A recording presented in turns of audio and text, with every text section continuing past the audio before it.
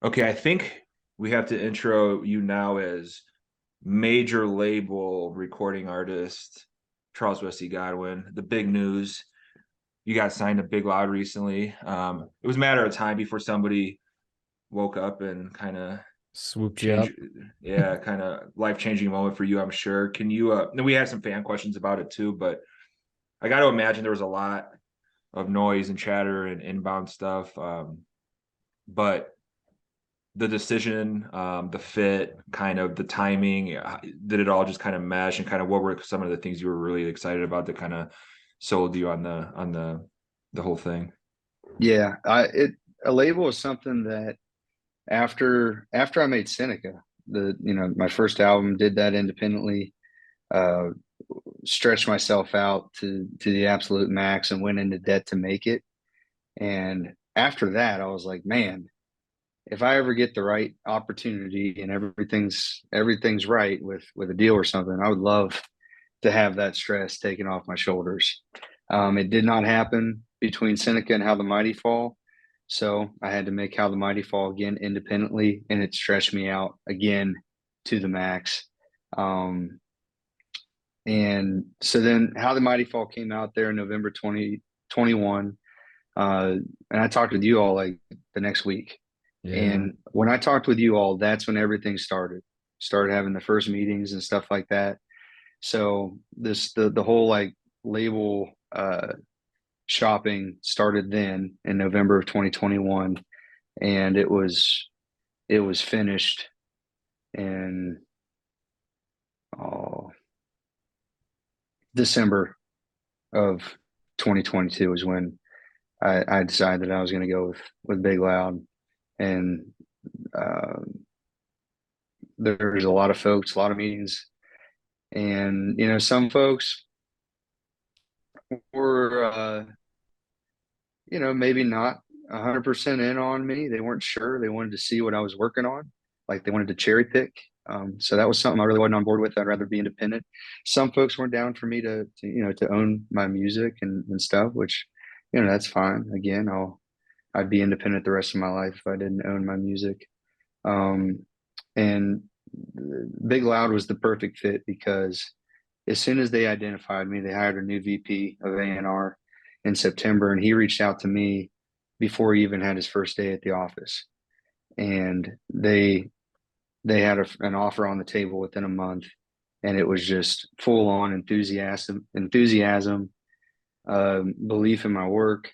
Uh, Everything as far as the deal and the business side of it is completely fair, and just everything I could hope for. It's a win-win. And yeah, so to me, it was the obvious choice. They're as enthusiastic to work with me, and the way they feel about my music is like the same way like that my family is, my managers, my bandmates. You can't ask for anything more than that. And I recorded the album in January, and once everything was locked in, I handed it to them and said, "Here you all go," and they love it, and can't wait for folks to hear it. Love it. When everyone's knocking on the door and you're taking meetings with these different labels, is it like a little bit of a, are they taking you out to steakhouses and they're like, Charles, we need you, and they're whining and dining you, or is it more like way less glamorous than that? Uh, There wasn't too much of that with me. I'm in West Virginia, so like yeah. Yeah. I'm not like available to go out to eat as much. Um, no, it was just it got pretty repetitive there. I don't really know what else to say about it. I don't want to. I appreciate everybody that reached out and stuff, and there's no hard feelings or anything like Yeah. that. It's just I was fortunate enough to find the folks that were most enthusiastic to work with me. Yeah. I mean, we similarly, we went through a year last year where we had a bunch of people reaching out to us, and then we had the Opry deal kind of made sense. And but it's probably is similar. I don't really know like the negotiation and how it goes, but like for us too, it was just like, man, you get like pretty drained after a while. You want to focus on your craft or what you do or your business, and it's like, man, things start to really take a toll. But speaking of that, just a quick segue. big year, obviously, with that. And then you also did make your Opry debut. Just missed the timing for when we announced our, Oh like, yeah. because we would have loved to have been there. We weren't able to publicly announce it yet, but you just did that in February. So what was that like for you? Oh To man, that was like the first time stepping on stage to play in front of people. It was the same feeling, the same nervousness. It was wild. I didn't expect that, mm, to be honest with y'all. Yeah, the first time I ever played in front of somebody was in front of a crowd, like out at a place, was in 2013 in Estonia. And I remember my legs were shaking in my jeans. If I would have had shorts on, you probably could have seen it. And at the Opry, I was very nervous. I was very nervous. Yeah. I normally when I walk out now, it's just like I'm walking into my living room at a live show. I was very nervous for the Opry. I did not want to mess that up. So it was a huge relief once I strummed that final note and I'd gotten through all my words and didn't have like just that freezing moment that you just fear like no, yeah, like nothing else. At a show, it's not such a big deal when it does happen. You just say, I lost it and let me restart yeah, or something. But at the Opry, you don't want to do that your first time. So yeah, to be honest with you guys, I was very nervous. And then once it was done, it was just such a like oh, a great feeling of a call. I got to really enjoy it once I was done. mhm. To answer, it Well, was that's incredible. Had my wife and kids there. awesome. Got to meet Vince Gill and a lot of family and friends out in the crowd. It was something else. That's awesome. Was that your first time there, like ever, or have you been in the crowd before? Now, never been in the crowd before either. Wow. Yeah, yeah, Well, I didn't know what to expect. that's good insight though for us because we have some full-time people in Nashville that are going to be there a lot. And we've toyed with a couple like quick fire like short form video like just to get people like some content from the backstage at the Opry, and it's like hearing you, I'm like, I think we know now we should talk to them after they perform versus before because Yeah, if especially it's when their it's debut, especially yeah, if it's the debut, it's like you want to be locked in. It's like being an athlete, right? Like before you go on the field. So yeah, um yeah. I mean, maybe everybody's made different, and I'm pretty good with nerves too. Like honestly, guys, like when I walk out for a show, I'm not nervous anymore. It's just more like an excitement and just like let's go, let's do this. But yeah, that would have been that's a good call though. If anybody else is like me, just to say what's up afterwards, and they'll be a lot yeah. more chill and Um, relaxed. do you have any pre-show? It sounds like you just said you don't get nervous like you used to, maybe. But do you have like a little ritual? Do you have like a? Is it like, or is the band Yeah. takes a drink, or I don't know, anything kind of unique? Yeah, well, something I do the first show of every week. So if I've had an off day or a couple off days, I run through my entire set in the green room and get my words. Like it's getting to where it's just so many songs.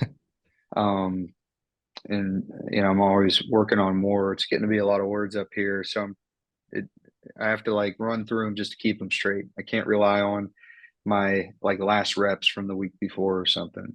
And when I'm at Mhm. home, I'm working on new songs or covers and stuff. I'm not like just hammering my material that I've played thousands of times over and over again. I'm always kind of working on the new thing.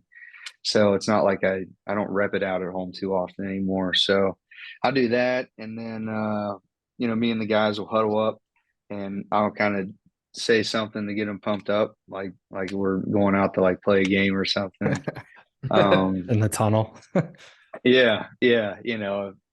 I try to if there's even been like it just anything, I grab anything I can to get them pumped up. Like if we've never played a town before or something like that, or if we had a bad show in our eyes, the last show that we were out was like, let's make up for that shit, boys, or if we feel any in the slightest tinge of disrespect at any point in the day, I'll bring that up and tell like try to get them fired up to go out and just like use that as fuel to the fire. So it's that's really about it. Always have tunes on in the green room, just kind of getting fired up, ready to go. And I always text my wife, tell her I'm about to go on, that I love her before I go on too.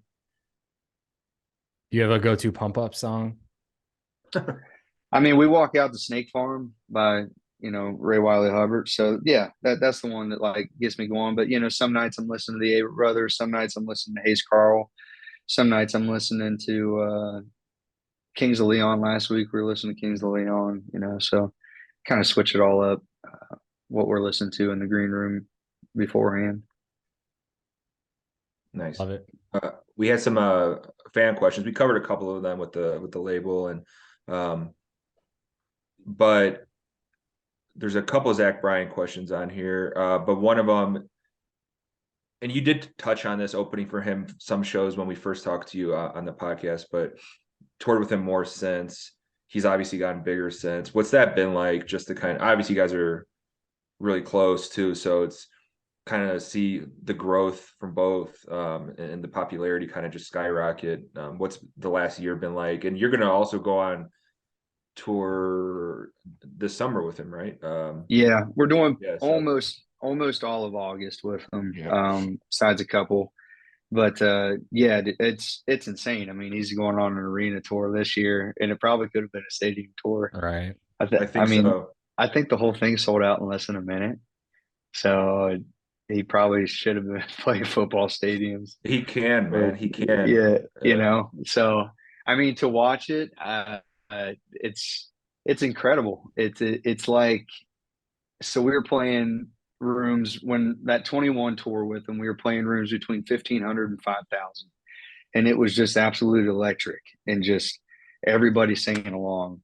And all last year was like from 5,000 to 20,000, and it was just that. It was just the exact same, like the exact same energy. It was insane. Some of the craziest shows the craziest shows I've ever seen. And I mean, it was unreal. And Red Rocks wasn't even the craziest. Like I wish they could have had a camera crew with them just the entire tour, because it would have been it would have been unreal to catch like some of the energy in some of the nights, like when there was no guard for the crowd and people were right up at the stage, and it's 13,000 people like on this hillside in Council Bluffs, like, or it would just, man. Yeah, I think I'd said on here last time in 21, it reminded me of Beatlemania. Yeah. And like that's just, ever since then, that's just been, I think, proved to be right. Yeah. It's this like new age singer songwriter country music version of Beatlemania. I'm still so. Oh, go ahead, Wes. I was just saying I'm so bitter. Like the Red Rocks thing, we didn't make it, and it's just like seeing the videos. Right, was at the snow and all that stuff. I was just like, it just looked pretty majestic out there. Well, I was even 30 minutes from my house. I was just like, I even said on the last podcast, I missed you and Zach at this like kind of smaller cap ballroom type place here in Chicago, because I was live tweeting the fucking CMA Awards, and I'm just like, I'm never gonna let it go. I'm never gonna let it go.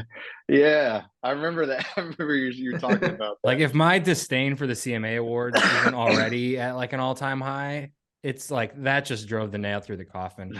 But one fan specifically asked if you have a favorite specific memory from that tour last year with Zach. Yeah, like something that really sticks out in your mind. Yeah, I mean, in San Francisco, we all went out to like this really cool bar. I can't remember what it was called after the show. It was in October, and we just had like, I think we had like we only had time for like one beer, but we were just chilling and kind of just soaking it all in. And then they started like yelling at us that they wanted to close and kicking us out and stuff. So that was a cool night, because it's pretty rare we actually just get to lay back and just like soak in what's happening, and the kind of experiences you're getting to enjoy. And pretty rare that we got to do that together. And then far and away my favorite, is just beating their ass in football in November before our last show in San Diego. Those guys, they can play the hell out of some music, but they're just not quite up to where me and my boys are on the football field. So what was that, like a flag football game type of thing, or? Yeah, it was like two-hand touch. We didn't even have flags, so it was two-hand touch. what if Zach? I actually did have some football questions on it because I know we talked about college football the last time.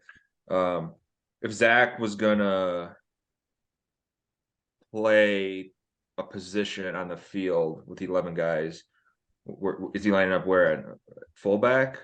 Is he Linebacker. I'd say Like, I'd say ZB would be an outside linebacker. yeah. Yeah, I could see that. Yeah, it'd be like a strong safety outside linebacker. Yeah. Nice.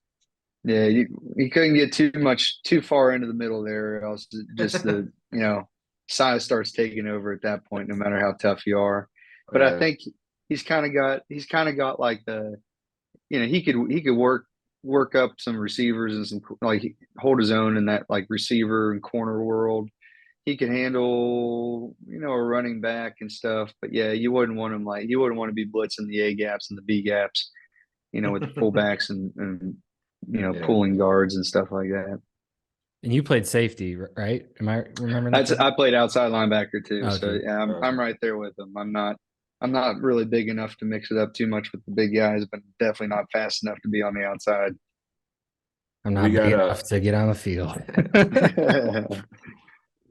I played wide receiver when I played and just tried to wasn't the fastest, but possession receiver, right? that's what we're good for. But good routes and sure hands. You can make that for a lot. Yeah. I also played corner, but they would put anybody back there who's just like semi-athletic when you're playing early in high school and stuff. My high school coach was like, come on out. We need a cornerback. And I'm like, I'm just going to get my ass kicked and I'm not going to be able to play baseball or hockey. So sorry, you're on your own. Yeah.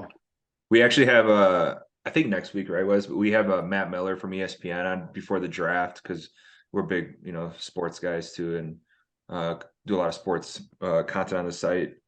I know we talked about college football the last time, but I don't know if we asked you, like, do you have an NFL team or that you root for, or is it mostly just college that you care about? Yeah, I root for the Steelers. Oh, cool. Okay. Yeah, for sure. That's like, that's my team. And then there's like certain players that I like and kind of pull for, if they're not playing the Steelers. So like Geno Smith kind of had this like great comeback this past year, got his contract up in Seattle and all. So, I'm definitely pulling for Seattle and want him to keep going well. Yeah, basically anytime there's like a Mountaineer, somewhere I'm always hoping they do well. And then I really like Joe Burrow. Samantha and I lived in Southeast Ohio in Athens, where he grew up there for 5 years. So that whole community and a lot of our friends there are just giant, Joe Burrow fans. And, I just loved, I like the way, the way he is off the field, the way that he accepted that Heisman. I like, he got, and Jalen Hurts is the same boat here. We're like disrespect all through like, high school and college careers, and then they just keep on winning and keep proving everybody wrong. So I pulled for both of those guys. I was rooting for the Eagles in the Super Bowl because of Jalen Hurts. I think Kazir White's playing for them too. He's also a Mountaineer. Yeah, Mountaineers, I feel like, have a pretty good track record with some of the NFL players. I was about to pull it up as you were talking, but Wes and I don't have that luxury. Having White go to West Virginia. What's that? Having White go to West Virginia? Wasn't he a wide receiver? The Bears he drafted? did. Oh. Yeah, he's Kazir's older brother. Son of a bitch. Yeah. Literally got drafted and his leg fell off. I know. That was such a shame.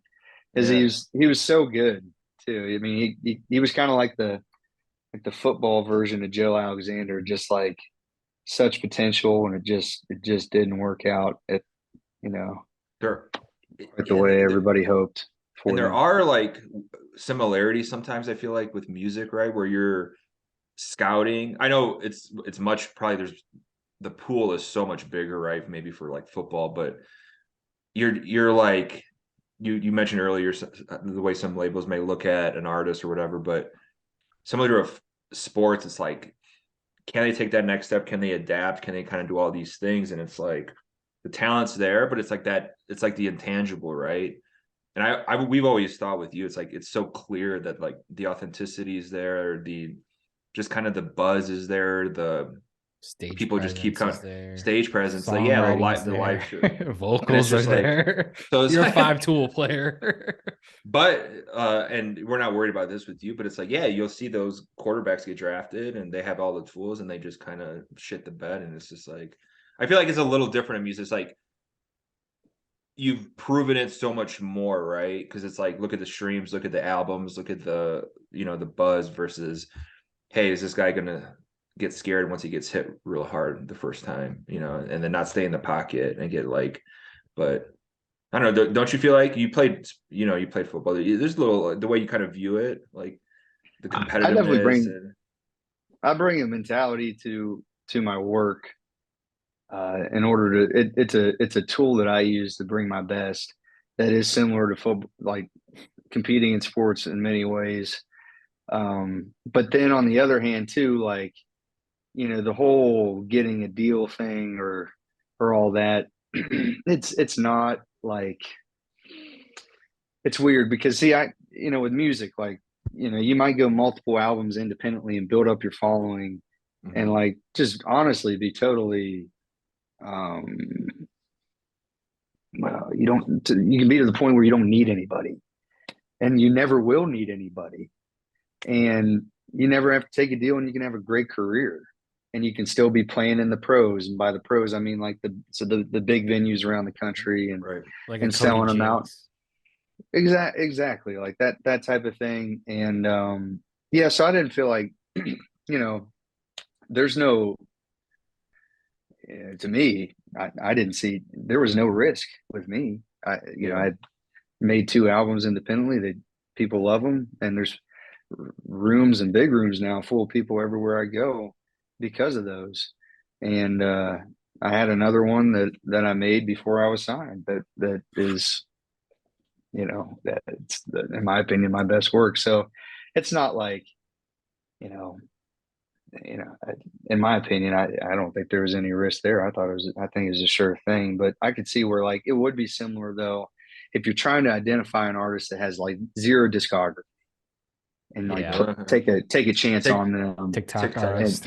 Yeah, like to develop somebody like that would be similar to like scouting in sports in many ways. But in my scenario, it was more just like a partnership rather than just, you know, nobody's coming in to save me. I didn't need saving. Yeah, no, absolutely. Can you imagine? We were talking about stage presence. Like, can you imagine yourself like on stage, like for multiple songs, like without a guitar and just kind of would that feel incredibly awkward? Because we've seen some artists that like don't play guitar and then they just the mic. It's just like it That's just not my gets like I know it's like it's not Yeah. my thing either. So it's not our thing. It's just like the stage presence part of it though. Your live show is so good from I mean just the comments. Even one of our people here just saw you in, was it Alabama the other night, Yeah. Wes? I think. On Yeah. Friday, I believe. Friday, I think. Yeah. So he was there and you're just incredible. It's like, is that just all organic or is there like planned, okay, I got to do this. I'm going to act like this. I'm going to look like this. Or is it just very like, this is myself. Boom, let's go.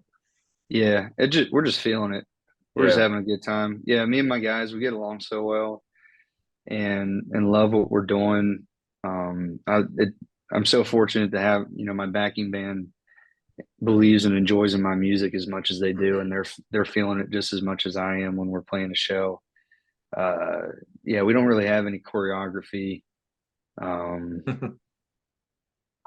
other than, you know, when on like Strings and Pills or something like that, when each of my guys takes their solo, they are expected to do something crazy. Goofy, yeah. Yeah. I want them to do something like just ridiculous. Like I think in Alabama last Friday, I think Al, he's got a wireless pack now for his guitar input. So I think he went up in the second floor, like up on the railing above the whole venue. He was like 30 yards from the stage, just ripping his solo. And that's what I want, man. And you know, Reed gets down sometimes and like just lays his steel in somebody's hands and just rips the solo like right there as they're holding it. And you know, to me, that stuff's fun, man. You know, and me and the guys, like the other week in Grand Rapids, we were watching Springsteen's 1979 No Nukes concert, getting pumped up for the show. We were tired. It was our last one of the week, and we were watching Springsteen, wanting to get fired up and ready to go out there and just give it 100% energy. So yeah, that's who we kind of pull from is guys like, you know, Springsteen, the E Street Band, for how they perform live. We want it to be fun. Awesome. Yeah, and those are always the most memorable shows. Like, I'm trying to think back to things I've seen where it's like, oh, the guitar player like jumped into the crowd and, you know, something like this, or the singer dove off the stage and did a whole lap, and, you know, like security was like, what are you doing? And it was awkward, but it was awesome, and the fans are loving it. Like, those are always like the most memorable moments when you're thinking of, like, even if you got a local venue, because you're probably going to see most of your shows at a certain venue near your house, you know, like that's where I go when my favorite artists come to town. So it's like thinking back each year, you're like, oh, that was the good one. That was a good one. That was crazy shit happened there. So yeah, that's how you make it memorable. But do you have I know you're a young dude and you're just like hitting that trajectory, but do you have like oh my God, that was the worst thing that's ever happened live? Like, whether it's forgetting a song, whether it's some technical issue, do you have any like horror story? It was like, maybe it's an early show back in the day. And we've heard some stories, like obviously you're playing in front of 5 people and 3 of them are in a brawl in the corner. And, you know, it's like anything like that you can kind of recall that's just like, man, we've kind of come a long way. Or maybe it was last week and some crazy shit in the stands, or. Oh, dude, I've done it all. I've played to nobody. You know, I've been told to turn my shit off. I've not been paid before. There's been fights. There's been, you know, you go out and there's no sound or wedges and you're just playing off of whatever you can maybe hear, and just pure, you know, just repetition that you believe that you're doing what you need to do without even being able to hear it. That has happened multiple times a year. And me and the guys, we just, when that kind of thing happens, we do our thing. We're confident in ourselves. We've done this enough to know that, you know, we're good. This is what we do. And who gives a shit if, you know, you get different calibers of sound guys all across the board. And sometimes it's at the bottom end. If you got one of those folks that you're having to work with, and you go out there and there's not a thing that you can hear on stage, no problem. We're going to do our thing anyways, and nobody's going to be able to tell that we're having those issues. So that's kind of like the mindset that we bring into it. But yeah, man, I've run into all of it. Nothing has stopped me from doing my job. The only thing that would be health stuff. You know, sometimes I struggle with my voice, keeping it and that kind of thing. But even then, even if it's a whisper, I'll go out there and play acoustic. And I just did that 2 months ago. So, you know, it's just nothing will stop me from doing my job. Do you like when we had a viral post? I forgot what year that was, Wes. It was a CMA Awards, but when Garth Brooks was like, "Yeah, of course I lip synced," and everybody's like, "What?" He was just so like confident about it. And then Eric Church, I think Miranda Lambert, Anderson East, a lot of people like kind of called it out. And I think for him, he's so big, he's like, probably was like, whoa, I'm not sure about this. But I kind of am with you. Like, I'd rather go to a show, and if like a guy can't sing, but he's just like trying, and it's just like gravel, it's just like fucked up, but he's like still trying. I'd rather have that than some like polished, you know, prepared backtrack, just kind of pumping it out there all shows. Like, it probably would sound like a guy like it would take a lot for you not to, if you can't, you're not going to be lip singing. Yeah, that's not an option. I don't even have the tracks. There you go. Like, I don't even know how to do that. And how does that work? And the other thing too is I don't. And you got to be like, I haven't recorded to a click, so none of my songs are straight time anyways. Like it'd be all over the place, because we can never play it the same way that we did in the studio. You know, that would never happen. So there'd be guys making a strum on a guitar that didn't happen. And no, exactly. It's a second later in the PA. So I remember showing my I remember showing my wife. I was like, some of you are just like general fans. You know, they're watching a award show. They're kind of pass. Oh, take a look, whatever. I was like, no, like they pulled the mic away, and the song is like going. It's the same, and they're singing. It's like because they're not used to like holding the mic next to their mouth. You know, it's just like, oh my god. I don't know. I think we get a little older. You get a little jaded by all the shenanigans that happen behind the scenes for some of the folks, but thank you for not ever doing that. Yeah, yeah, it's not something I worry about though. I mean, Garth Brooks, he's proved. I mean, he doesn't have anything to prove to anybody. You know what I mean? Everybody knows he can sing. You know, if whatever reason that day, like he was dealing with something health wise or with his voice, like what does he have to worry about? You know what I mean? Well, people are worried His about late, what's going on in the with the shovel in the backyard. I think that's what people are worried yeah. about. If people know what we're talking about. But go ahead, Wes, sorry. I was gonna say, speaking of in the studio, you just released fairly recently here live EP, which you recorded in a badass church studio in Pittsburgh, I believe. Yeah. What was it like doing that? Such a cool project. The videos were awesome. And then like what kind of made you pick those 5 songs? Got a couple covers in there. How did that all come together?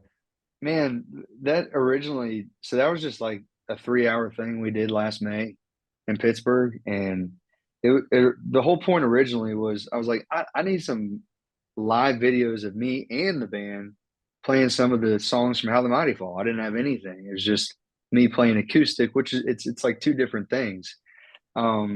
So I was like, guys, let's record some like live in studio videos when we're resting up, this off week in May last year. And the guys were like, yeah, sure, man, that sounds good. And then they're like, let's do that Chris Knight song that you've been playing that we've been doing at the shows. And so I was like, all right.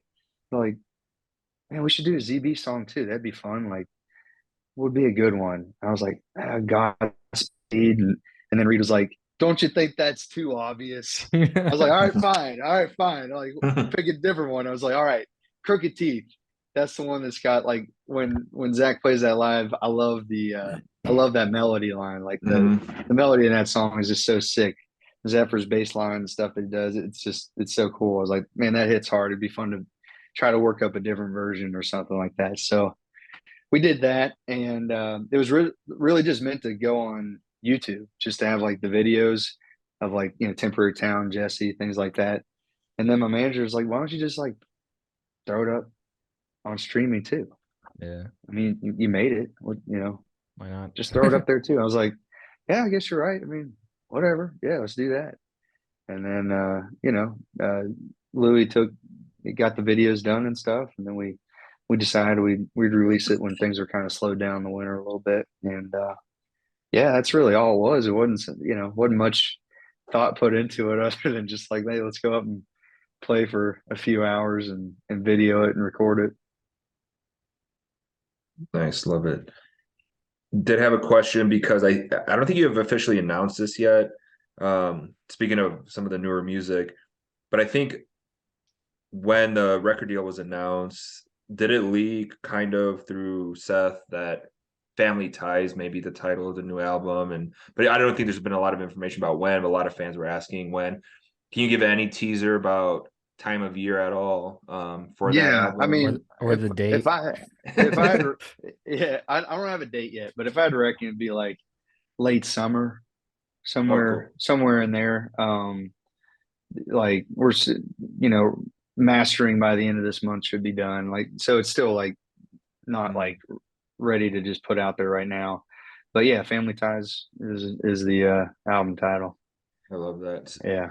Is that going to be the lead single or like the first release in a sense?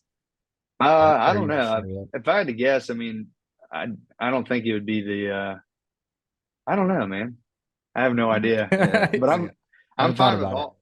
Yeah, we haven't figured all that out yet. But like, dude, I love this album so much, and I'm so proud of it. I don't care what song comes out first. Is it 28 songs long? I love it. No. Some of ZB's projects. No, I can't write that much. I can't. But it is longer than my other 2 albums. But it's not. It is not. 30 songs. Speaking of family, like I feel like this is the best way to grow fans, like the organic way, that probably how you do, whether it's a friend sending a friend, hey, check this guy out, whatever. But I have an almost 3-year-old, and then my wife, like, so when I'm cooking, I put on a certain type of music usually, and you're like my go-to, has been for multiple years now, probably my number one played country artist.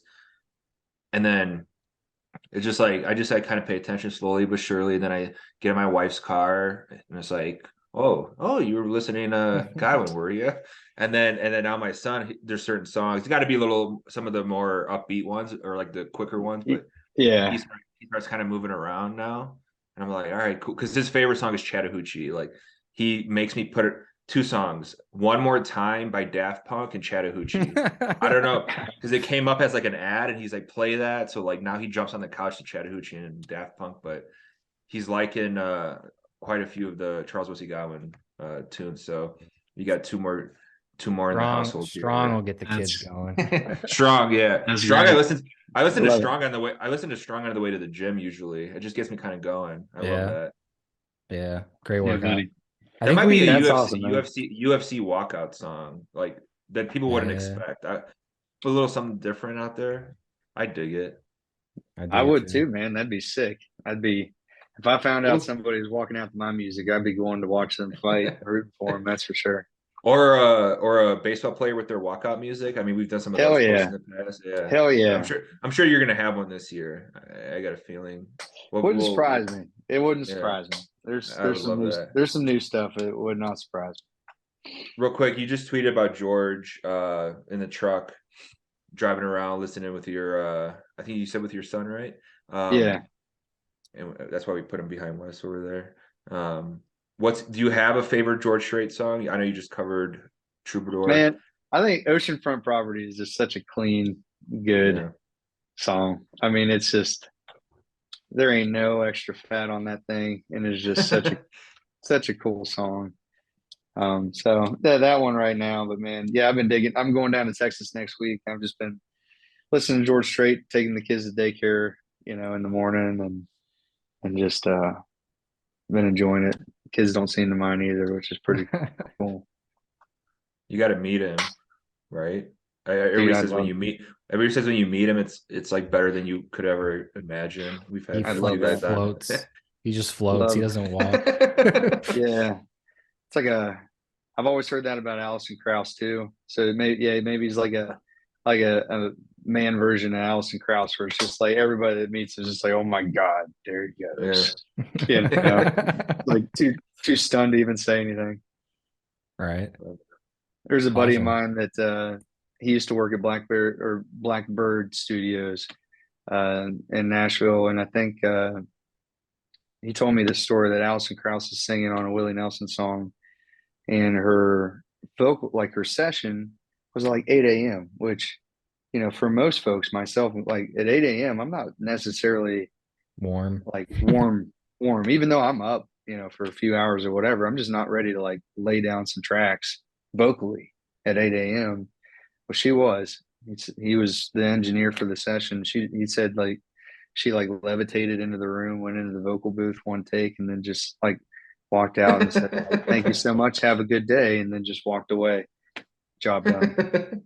It's just incredible. We did the March Sadness tournament for sad country songs that her and Brad Paisley kind of made it pretty far. Wes, I forgot exactly where they ended up for Whiskey Lullaby. I think they got to the final four, and then they lost out to Whiskey Myers. Though their fans, like, they just show up and vote on everything, so we might have to ban them from next year's tournament.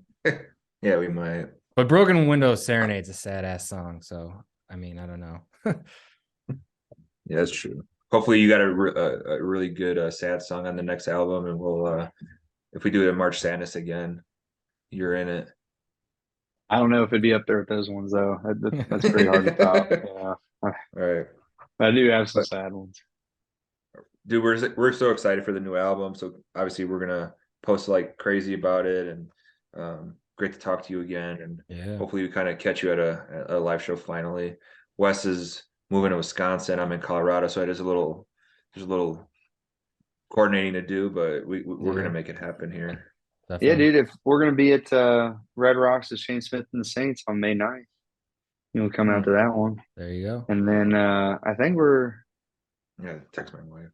I I was think like, we're in yeah, I got to get her to plan that shit because it's like I forget, and then it's like 3 days before. I'm like, fuck, like, yeah, just let me know. And then I think we're in Des Moines or something like that this summer. I can't remember. I think you'll be in Definitely, Chicago on like yeah. after you move. literally the day I'm moving.